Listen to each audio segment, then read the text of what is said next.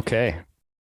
Addison's coming in here straight from Bio IT. I saw you were there at a live conference. Unbelievable. We're actually starting some of these up now again. So Yeah, I'm still in Boston right now, which is on the Eastern time zone in the US, which is exactly 12 hours off of Australia Western time. So that's the miracle of Zoom that lets me participate in both entirely around the world from where I've been. But Bio IT World is the first in-person event I've been to in 18 months. that's amazing. I've yet to hit a conference in that amount of time too, and I imagine everyone else here is kind of in the same boat. So it's nice to see that some things are starting to be able to open up a bit, and hopefully this is a good sign moving forward. Yeah, I was kind of excited about coming to Perth, so maybe we'll try again next year. Right. 2 years in a row is, I think, is enough for everyone. It would be nice to be able to get to Australia to do this in person. Well, Addison Snell is the CEO of Intersect360, and he's going to provide HPC market analysis today. Maybe even some fresh info or some insights from the Bio IT conference. I don't know. Seems like it all depends on what you got for us.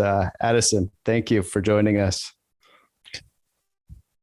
Thanks, Brian. And I did put in a couple of things having to do with biosciences toward the end, to do with a live survey that we have in progress right now. So it's all preliminary. I will say that my big takeaway from Bio IT World so far, just in terms of, well, so far, my first takeaway from the sessions I saw was how much they were talking about data and data management, much more so than computing. That was, whether it was AI or whether it was digital transformation, whatever the topic was, data and data management was the major topic of conversation. It's quite interesting to me. I like these vertical specific events sometimes because you can get really into exactly what the core applications are. And we'll talk about some of that at the end of this presentation. I'm going to give an update on some of the talks that I've given before, including some of the market sizing that we've done earlier in the year, and a look at where we are right now. We've been talking a lot about the new scalability. Now, these are pretty quick presentations. There's always more details in other webinars or presentations that we've given. You can go find those on our website. Hopefully, that's the right URL. We rolled out a new website effective today, so maybe the URL has changed, but certainly you can find the presentations on our website. First thing I have to say is this year we're very excited to announce that Dan Olds has joined our company as the Chief Research Officer. Now, many of you with the HPC and AI Advisory Council are already familiar with Dan, particularly with all of his work on the student cluster competition. He's been a respected industry analyst in HPC for quite some time, and he takes the chair previously held by our co-founder, Chris Willard, who retired about 2 years ago.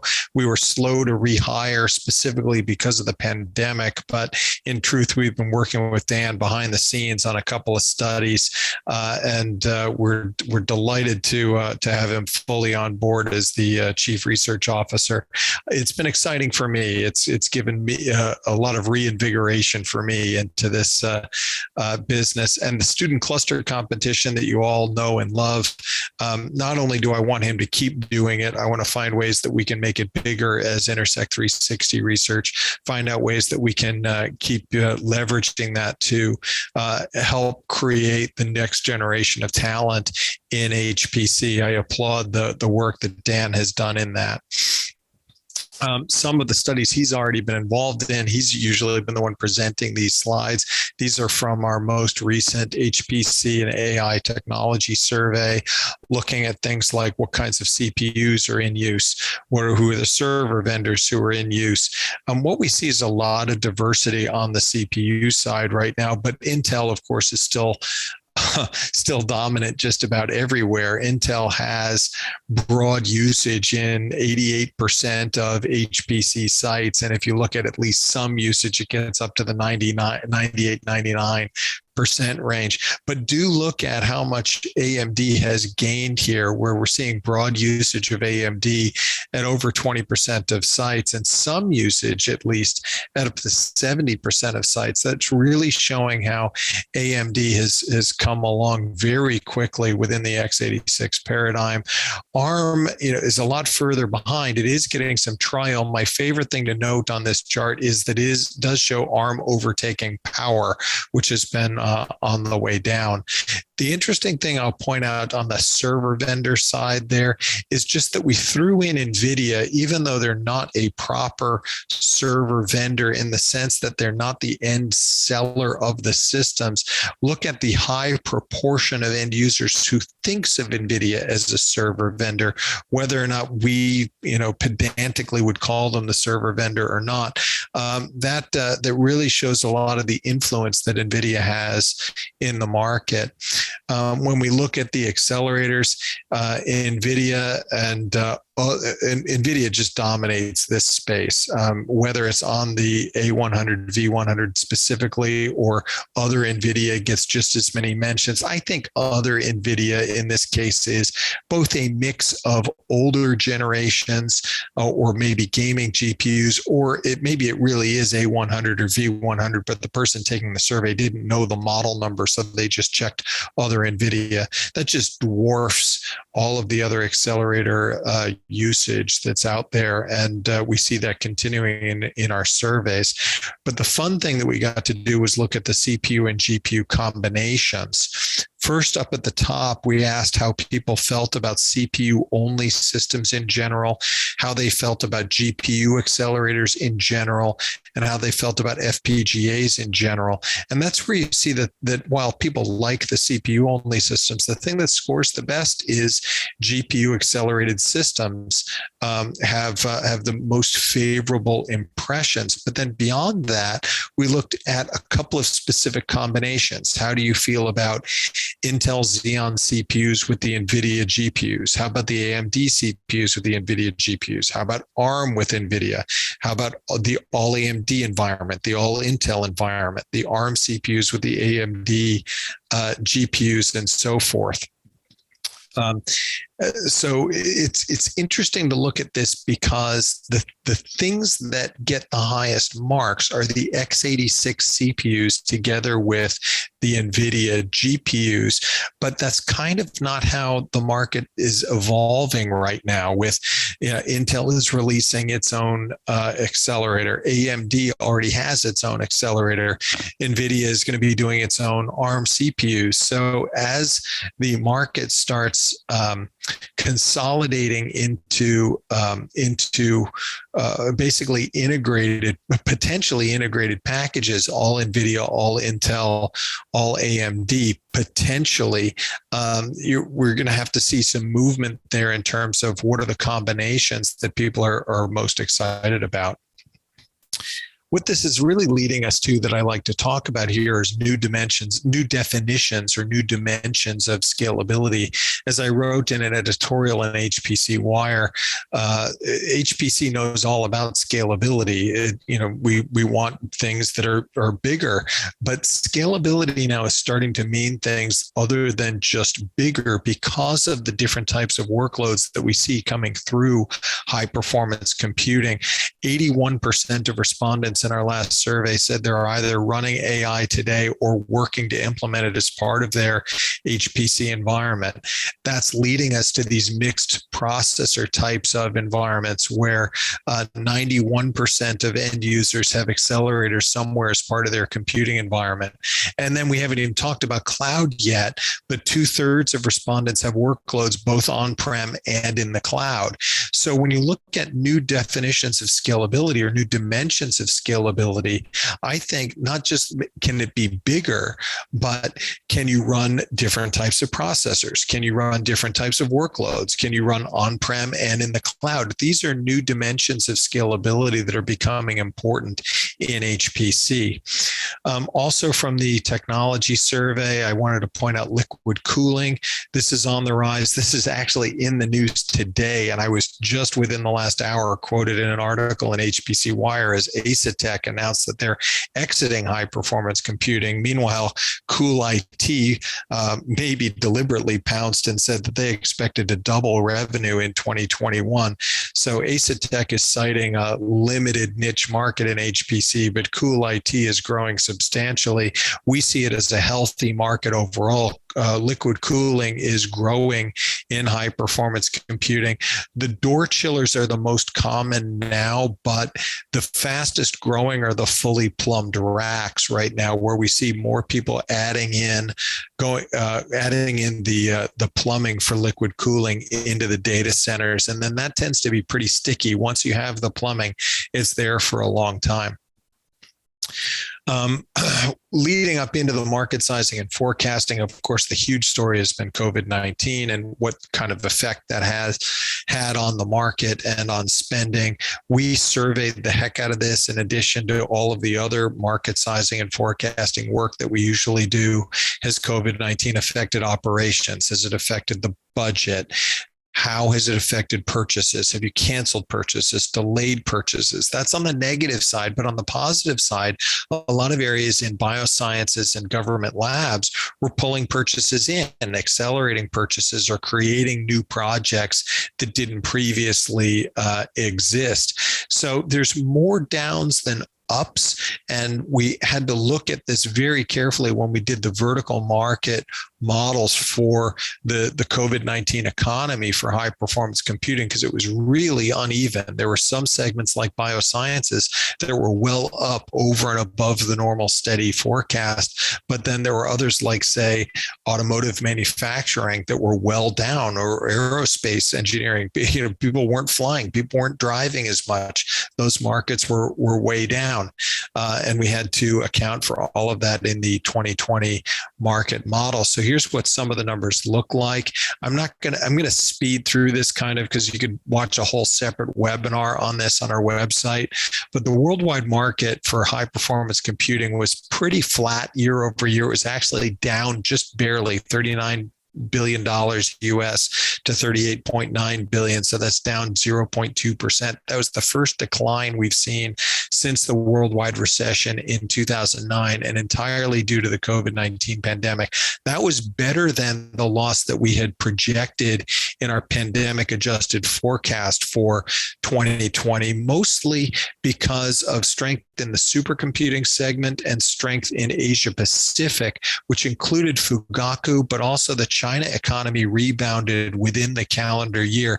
Notice that that doesn't say that COVID-19 didn't exist, or we don't know. I don't know how much of the information I can ever trust coming out of China, but it was clear that the economy, the economic factors had gotten back to normal in China within the calendar year, and that buoyed the Asia Pacific region to solid growth on the year.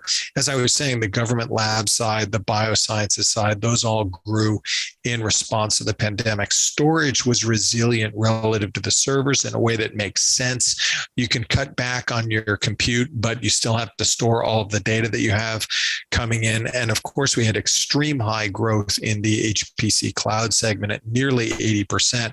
That's above we already had a strong double-digit growth forecast, but it went super maximum on that, specifically because cloud does really well with uncertainty. Cloud can pick it up on both sides. For people who were delaying acquisitions or canceling acquisitions, you can go to cloud to pick up some of the slack when you have demand for computation. On the other hand, when you're moving stuff in quickly, you can use cloud to leverage up your computing faster than you can do an acquisition in some cases. So don't expect an ongoing 75% growth rate on cloud. A lot of that is cloud reacting very well to the uncertainty in the market. We were close to that in the forecast, by the way. Our pandemic adjusted forecast was saying 60+% growth in cloud. So we weren't that far off in the actuality of it getting up into the 70s. So this is what that looks like pictorially. You can see that the market overall is mostly flat, but the servers in the darker blue down at the bottom do have a noticeable decline. And the cloud, which is the burnt orange or the gold second from the top, that really had the biggest growth. So you can really see the dynamics of things shifting there. This is how the server market shares break out. I'm not going to spend a lot of time on this. I will emphasize that HPE and Dell are still the very clear top two vendors, and they're very close in market share. I don't understand how another analyst has a big gap between them. Dell is a bigger server company overall, and it's only because HPE has larger configurations on average in HPC that they managed to pull ahead of Dell EMC. They're different by the amount of an ATM withdrawal. Lenovo has been steadily growing. Fujitsu had a big spike, of course, nearly tripling, up almost $500 million overall due to the revenue from Fugaku. Other analysts reported that as over $1 billion. That's just not right. You can read that right off of Fujitsu's quarterly reports. All you have to do is download them and read them. The total project was over $1 billion, but the server cost was more in the order of about $450 million. And that's what's reflected here in the market share. Atos, Inspur, continuing to grow while IBM continues to really shrink back as they've shifted their focus away from high performance computing. This is what that looks like pictorially here. You can see the big drop in the others category at the top. That's appropriate here. First of all, we took Cray and Supermicro out of the others category. There was a little bit of Cray revenue in 2019 from prior to the HPE acquisition that we left in the other category so as not to be as confusing. So that was left over there. Supermicro, we initiated tracking of, so all of that comes out of others. But beyond that, the other category had a horrid year because the low end of the market, where a lot of the resellers live, that's where the decline in spending due to COVID-19 was really amplified. Supercomputers did relatively well. It's the entry level and mid-range where we saw the big drop off, and that hit that other segment disproportionately. Storage revenue. This is all storage for HPC. It doesn't have to specifically be an HPC related product like you would typically think of from, say, a DDN or Panasys. Dell EMC sells an awful lot of storage. Some of it is HPC targeted out of PowerVault or Isilon or other products that they have, but they also sell a lot of enterprise storage that the HPC budget gets tagged for, and then that gets pulled over in. Dell EMC is number one here. NetApp and HPE switched positions, but that was just kind of a minor thing. They're both pretty close. IBM continues to do better in storage than they're doing in computing, and they would be doing a lot better if the server portion weren't such a drag on that business. DDN really gets a triple dip here. What you're seeing in the DDN wedge is what's attributable to their direct sales, but they also sell a lot of storage through Atos and Fujitsu, both of which were also double-digit growers. So a lot of that growth really winds up back on the DDN line. It's just we try to only count it once. We don't want to double count anything. So what you see on a chart here is we're giving it to the final seller of the storage. I mentioned the vertical markets were complicated, and this is what that looks like. There are three main sectors here. Academic, which is the 16% in the top right there from midnight to 2 o'clock on your pie chart there. That was down slightly at 5.2%, a little worse than we thought they would be. We thought that would be resilient, but I think what happened was around this time last year, COVID-19 was still significant in a lot of parts of the world. Students weren't going back on campus. Universities started losing a lot of their planned revenue, and that started slowing down a lot of spending. The government sector overall was up 10%, and normal growth there would have been 6-7%. So we're seeing over and above a normal growth year, and that was due to national projects to combat COVID-19. We saw that in the U.S., we saw it in Europe, we saw it in Asia. It was really all over the world. Governments were investing in high performance computing projects to combat COVID-19. The commercial segments largely were down. Energy was way down. Retail was way down. Manufacturing, entertainment, electronics getting hit.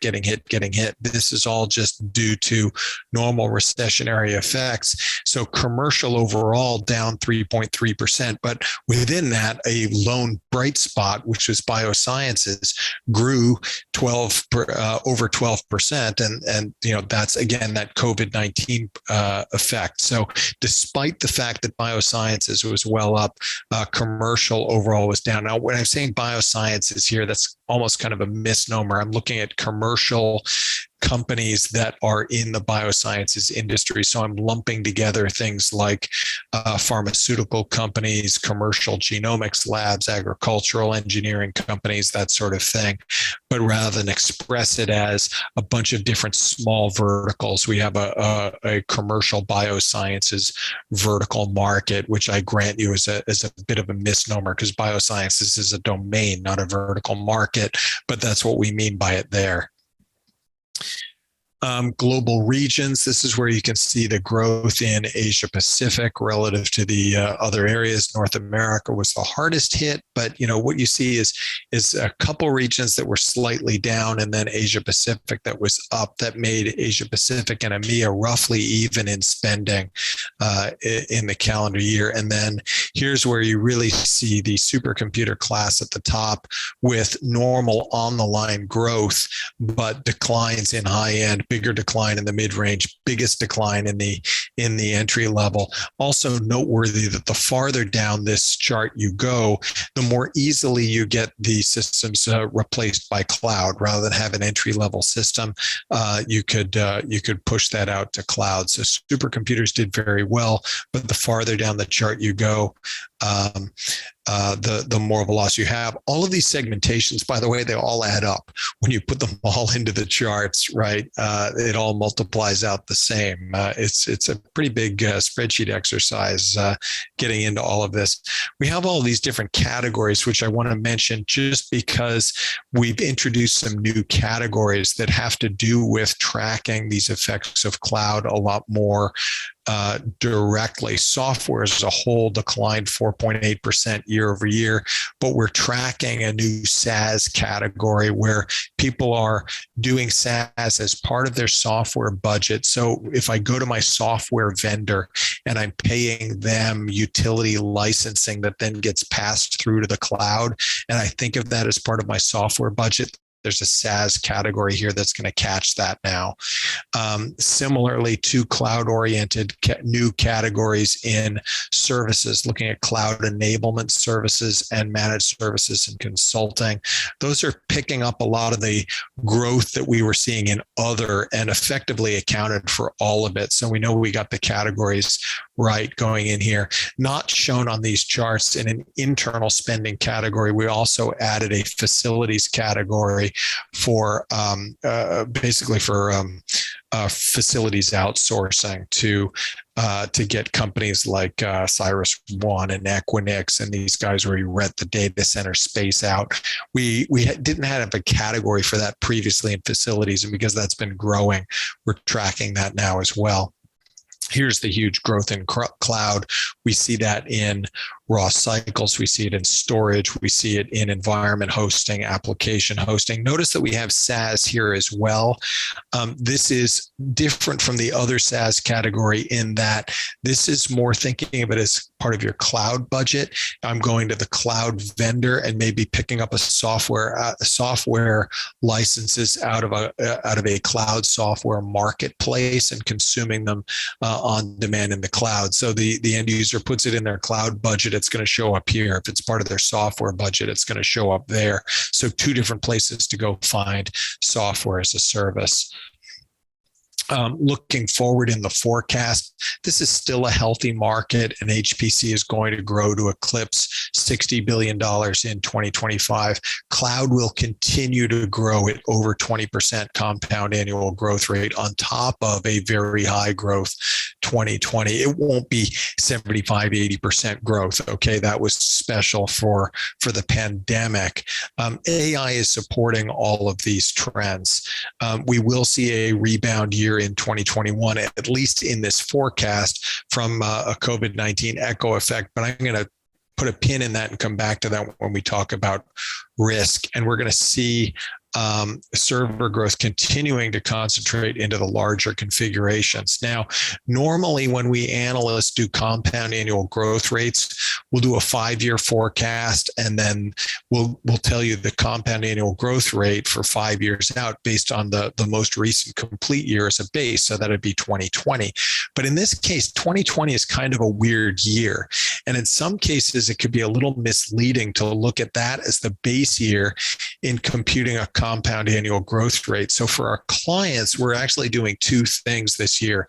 We're still doing the same forecast period out to 2025. But when we talk about the compound annual growth rate, we will show both the traditional 5-year compound annual growth rate, 2020 is the base. And then the other is we'll back up the base year, an extra year back to 2019 as sort of the last known normal year, and then show the 6-year compound annual growth rate to 2025 based on that. So this is what that looks like in the forecast here. When you look at the total HPC market from 2020 to 2021, you're going to see that big rebound year of 16.4% growth. Well, a lot of that is just catch up from a bad year, right? And some of the things that get delayed from 2020 into 2021 before the growth starts to, it'll wobble a bit in 2022, 2023. We've described that effect in previous webinars, and I'm not going to spend a lot of time on that here. It'll wobble a little bit, then get back to a steady growth rate. The 5-year, what we would normally call compound annual growth rate, then is 9.1%, which sounds like a really high CAGR, but that's because 2020 was a down year. And what you're seeing is a resumption of growth back from a down year base. If you back it up to 2019 and look at what's the CAGR out to 2025, it's a 7.5, still healthy, but not as high as the 9.1, 7.5% compound annual growth rate. So I hope that's clear. Also on that previous slide, cloud is really continuing to grow. Now that's, sure, we had the big growth in 2020. This is, 20% compound annual growth, or 22% compound annual growth on top of that, going out to, you can really see it starting to take off and reaching $7 billion in 2025. The server classes, the big thing I want to point out here is that growth is concentrated into the higher end segments. And in fact, in the entry level down at the bottom, what you're seeing there is that's flattened out. Cloud has eaten the growth that we would have seen in the entry level. We're not yet at the point where that's gone negative, but that's certainly something that we're going to keep an eye on. The cloud, the investment that's got to come from somewhere, and it's coming out of the entry level and mid range. So this is a stable long-term market. Exascale and AI are supporting these trends. Cloud computing is really altering the landscape here. And we do expect a rebound in 2021, but there is a lot of risk in this forecast. And now is the time of year where we really have to take stock on looking at the first half of the year, which people have reported on now, and get a sense of, are we returning to an essentially normal economy by the end of 2021, or are there vertical markets like maybe perhaps aerospace engineering or entertainment that are still going to see a lag?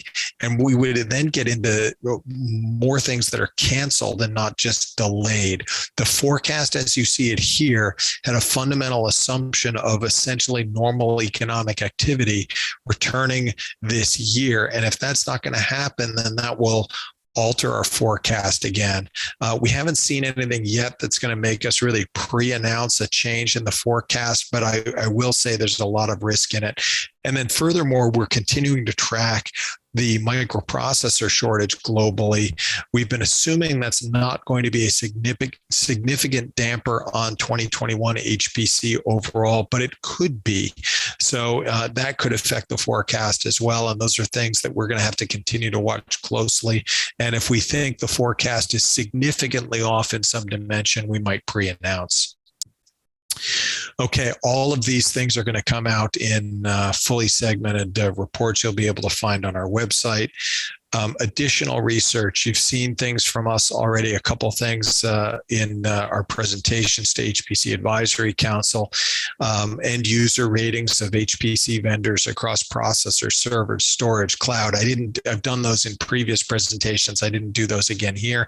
I showed you a few of our HPC technology adoption slides across processors, interconnects, storage, cooling, more topics in there.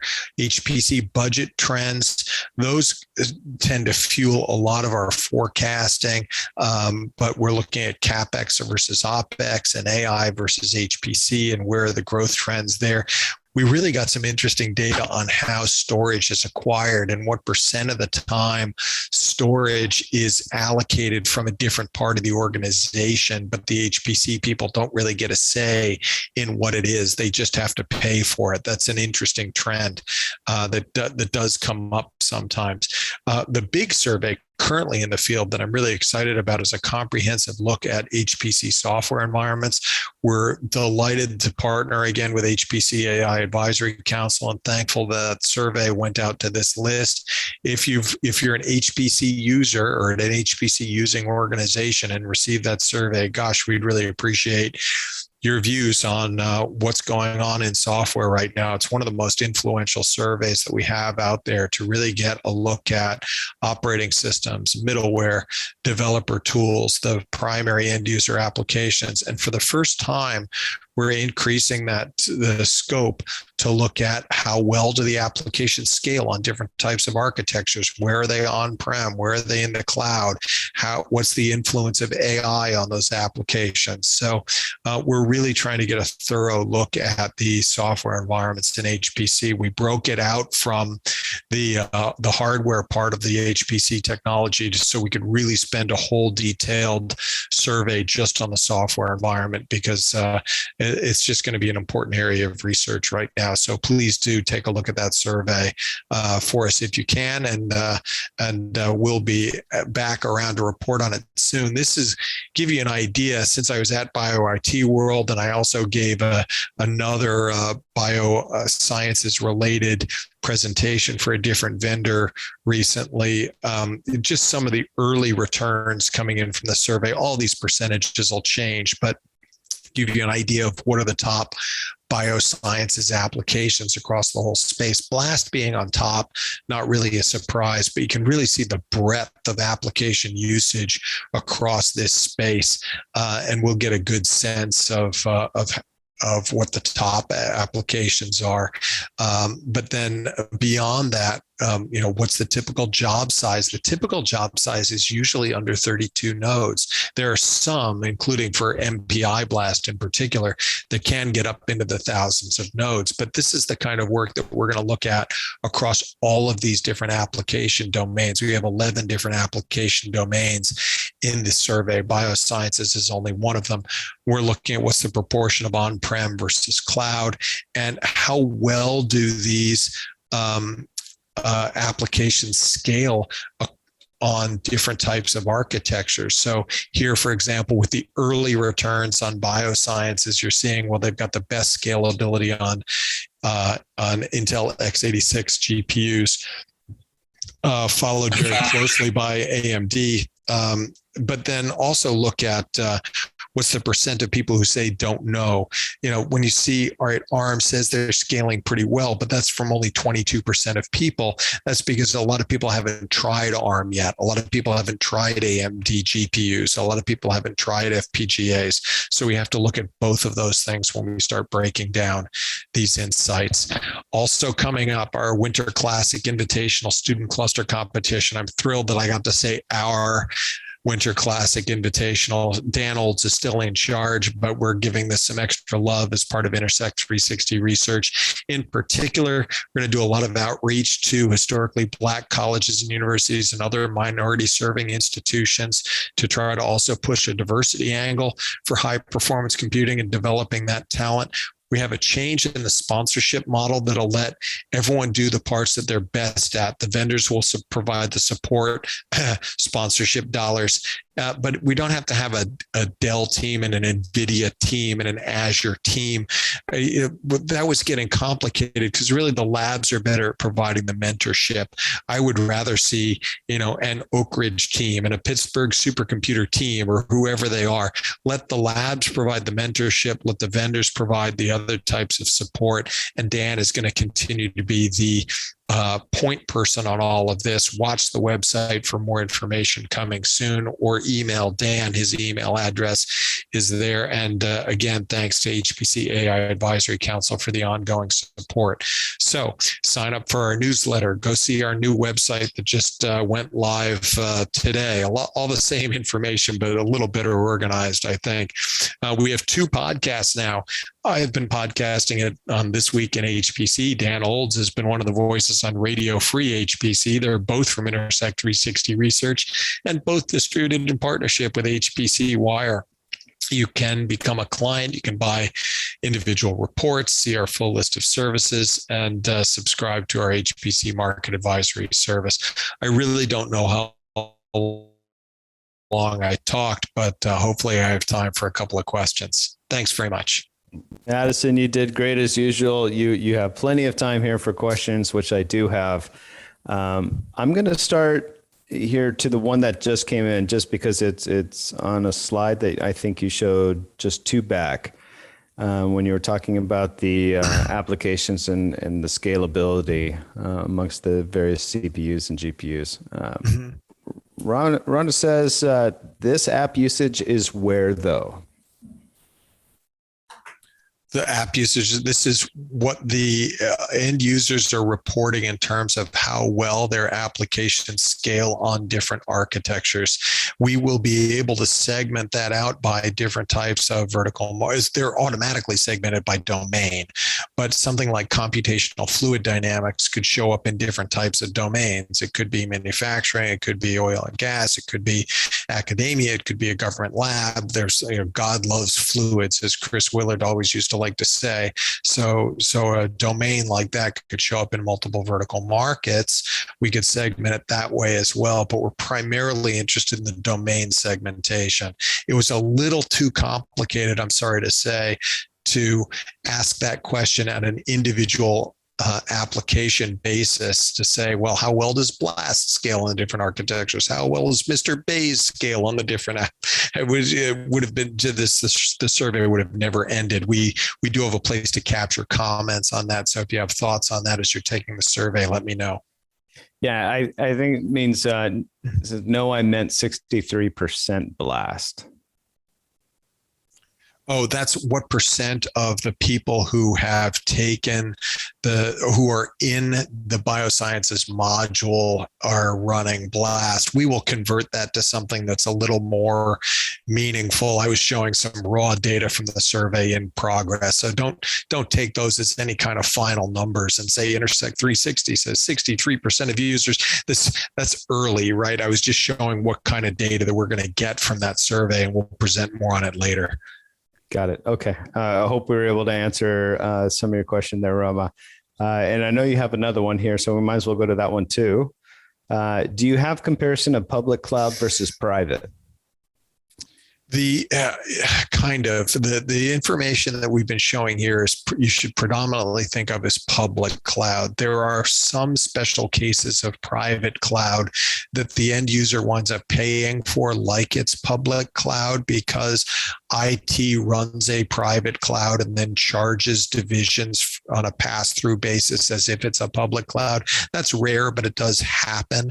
What we're really looking at here is external spending on cloud resources. Private cloud, I've liked to say for years that comparing public cloud to private cloud is a bit like comparing American and European football.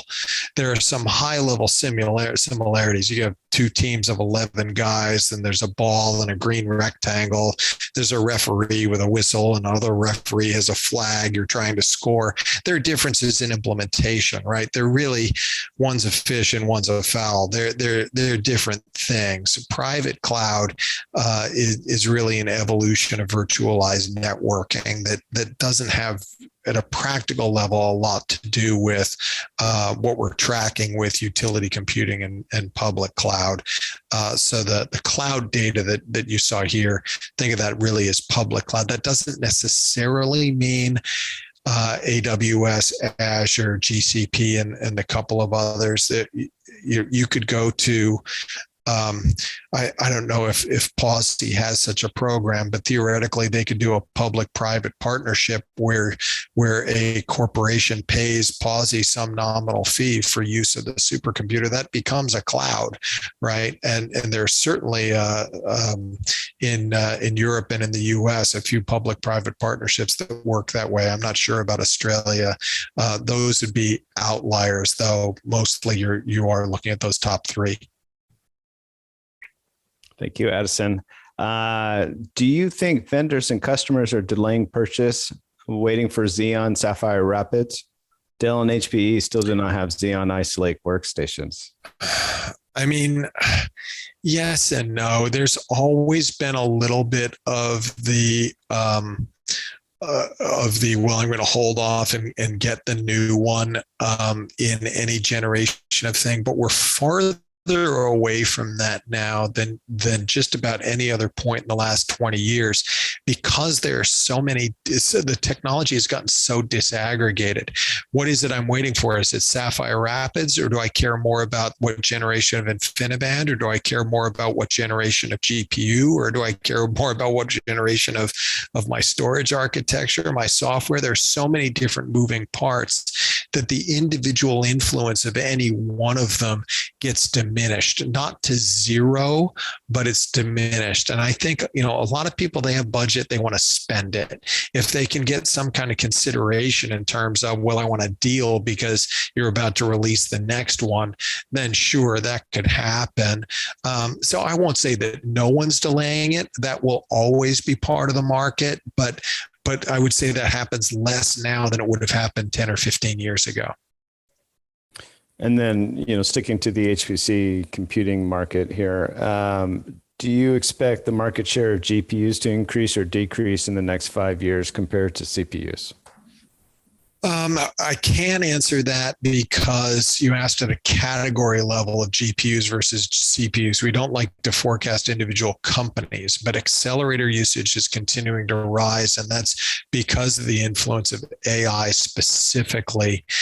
So in the short term, at least, we will continue to see more accelerators in compute-heavy types of environments. What could moderate that in the long term is to what extent some of the AI functionality starts getting pulled onto the CPU. Remember, floating point units used to be separate coprocessors, right? And in an accelerator where a particular functionality of an accelerator becomes commonplace enough, the CPU vendors will try to integrate it and bring it on chip. You even saw in the most recent generations of Intel CPUs adoption of certain AI training functionality as part of the CPU. So that can happen, not to the extent that it's really mitigating that right now, but 5 years out, yeah, you could see that a lot more. Okay. Do you provide similar research on HPC storage needs of the future? Of course, and we've done whole comprehensive studies on storage. I love talking about storage, and Brian will attest to that. In fact, I got a reputation for it for a while, and people wanted me to talk more about the computing. I have spent a lot of my own personal efforts on understanding the dynamics of the high performance storage space. It was actually somewhat gratifying for me here at BioIT World this week that we were talking about storage tiering and object storage and data commons and data lakes and all of these things as primary conversations. And we will look to do a detailed storage study. I would say sometime in the next year. We've done them before. Excellent. One last question here, Addison. Thanks for bearing with me here. Do you see governments moving to public cloud? Do we see governments moving to, well, governments are big things. I'll narrow it down to talk about government lab HPC? And there the answer is mostly no, because what you have is, and they were some of the first early movers that were really pro cloud. But when you get large scale national research labs in any country, part of their charter is to be that resource, not to get rid of that resource. If I'm going to be at the forefront of supercomputing, why would I give that away to a cloud provider? Now, there's a lot that goes beyond the national research labs. You look at things like the JEDI project in the US, and there's just recently a large scale HPE GreenLake deal. Now, GreenLake is kind of one of these cloud-like things where you could wrap a lot of on-prem things in some services and have it look like a cloud, but it's not really a cloud. It's certainly not a public cloud. Or things like the UK Met Office deal with Azure. That sounds like it's a cloud, but when you peel it back, it's not really. You're doing Azure services management of on-prem or dedicated resources that aren't really public cloud. So I think government, as far as supercomputing is concerned, government will do a lot of things that look like cloud. The definition through public utility computing cloud. Okay. Thank you. Addison, do you fly out tomorrow? I do. I will be on again tomorrow, moderating, I believe, the Q&A session tomorrow. Is that right? But I will do that in a different room from a different time zone. I'll be back on Pacific time. Fantastic. Well, safe flights and get some rest. Appreciate the talk. Thanks very much.